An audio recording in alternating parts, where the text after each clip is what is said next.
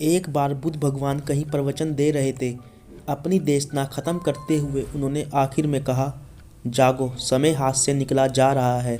सभा विसर्जित होने के बाद उन्होंने अपने प्रिय शिष्य आनंद से कहा, चलो थोड़ी दूर घूम कर आते हैं। आनंद बुद्ध के साथ चल दिए। अभी वे विहार के मुख्य द्वार तक पहुँचे ही थे कि एक किनारे रुक कर खड़े हो गए।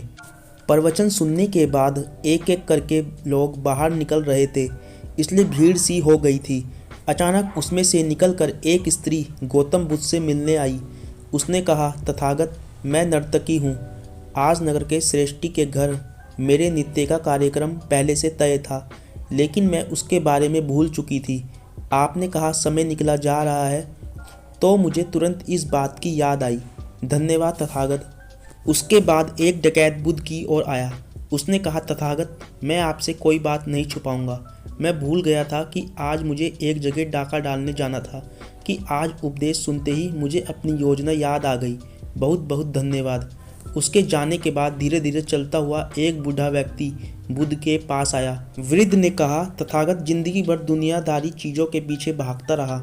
अब मौत का सामना करने का दिन नज़दीक अंत आ रहा है। अब मुझे लगता है कि सारी ज़िंदगी यूं ही बेकार हो गई।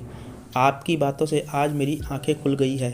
आज से मैं अपने सारे दुनियादारी मोह छोड़कर निर्वाण के लिए कोशिश करना चाहता हूँ। जब सब लोग चले गए तो बुद्ध ने कहा, देखो आनंद, प्रवचन मैंने एक ही दिया, लेकिन उसका अर्थ सब ने अलग अलग निकाला। जिसकी जितनी झोली होती है उतना ही दान वह समेट पाता है। निर्वाण प्राप्ति के लिए भी मन की झोली को उसके लायक होना होता है।